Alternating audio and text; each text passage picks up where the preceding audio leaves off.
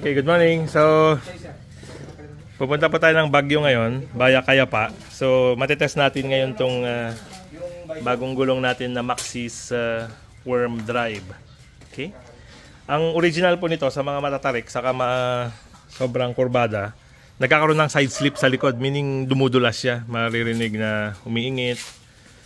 So, hindi siya kumakapit, lumulundag. So, nagkakaroon siya ng slippage. So, i-update ko po kayo pagdating sa Baguio kung kumusta yung performance nitong Maxxis. Okay? Let's see! Okay, good afternoon. So, update lang po ako after 2 hours ng biyahe. Dito tayo sa Bambang. Bayombong, Nueva Vizcaya. So, dumaan na po tayo ng dalawang bundok. Jadi, Oriwong. And so far po, very happy tayo dito sa performance ng gulong. Walang slippage. And then sa mga lubak po, yung laking bagay niya, yung dating manipis na gulong niya, mas ramdam yung mga bitak o kaya mga butas sa daan. Pero dahil lumapad po ito ng 1 level up, saka lumaki yung spikes niya, so mas gumanda po ang handling niya pagdating sa mga lubak. Okay? So later po, mag-update ako ulit pagdating ng Baguio. Doon naman dadaan tayo via Kayapa, then Itogon.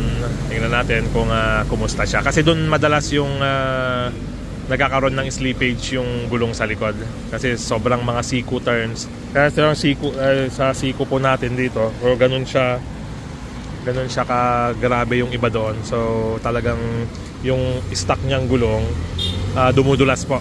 Pero sa ngayon, so far, wala pa tayong na-experience na slippage sa dalawang bundok na dinaanan natin. Okay? So, update ko na lang po kayo ulit. Salamat po. Okay. So, tuloy na po natin yung biyahe natin from Bayombong, Nueva Vizcaya to Baguio, Benguet.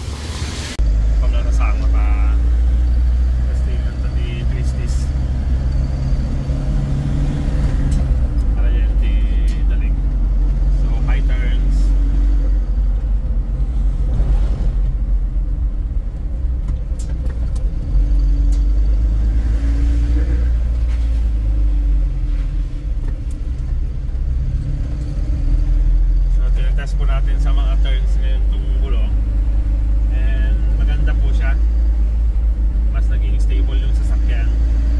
So let's say dito po, so hindi tayo magpe-brake. Okay.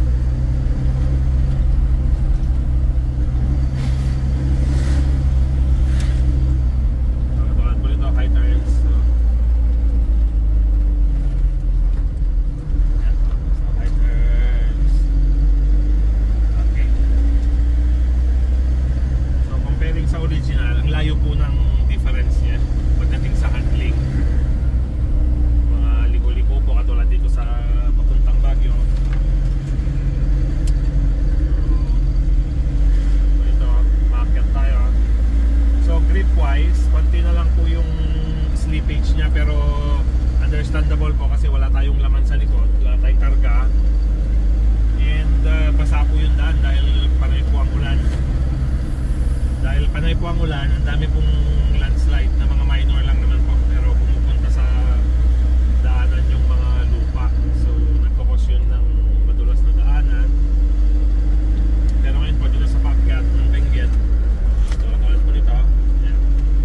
So kahit medyo mabilis po, nasa 40 ang turns natin, 40 kilometers per hour, pero manageable pa rin po. Pero syempre dahil po sa height ng L3, medyo mararamdaman po ninyo yung pagsisway.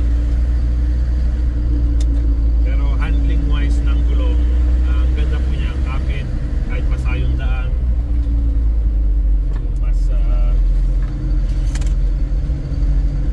Mas less na yung effect ng centrifugal force. Yung centrifugal force, yun po yung puwersa na kapag mabilis na liko, para po kayong tinatapon palabas.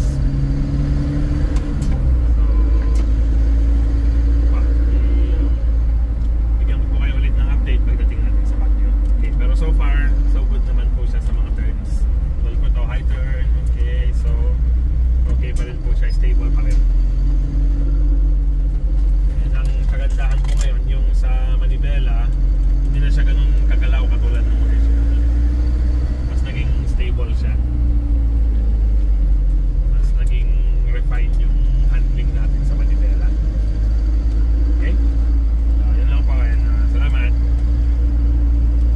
Okay, good morning. So nandito na po tayo sa Baguio City, City of Pines. So nakapark po tayo dito sa napakagandang parking area.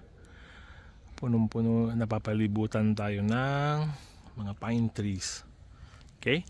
So ito na po yung final ko na update sa inyo regarding dito sa Maxxis natin na worm drive. Okay? So ang sasabihin ko po sa inyo, highly recommended tong gulong na to. Napakaganda po ng performance niya.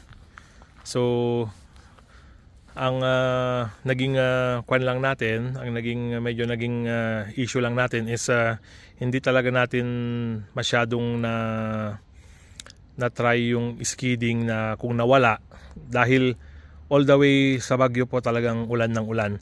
Pero nakita nyo naman sa naunang video na may mga spot na dry na yung pavement, and doon ko na test talaga at 40 kilometers per hour sa mga kurbada, and talagang ibang iba po yung grip ng gulong na to. Napakaganda po.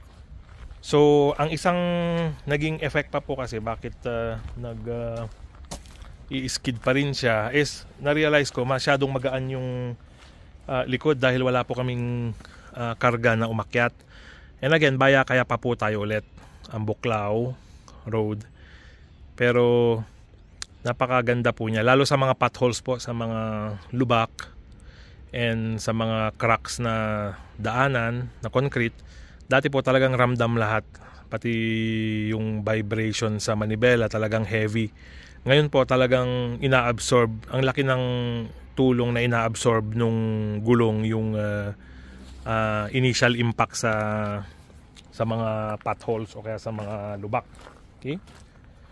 So sa mga nagbabalak po na magpalit ng gulong, let me know, mag-message po kayo at taga Isabela area. Kasi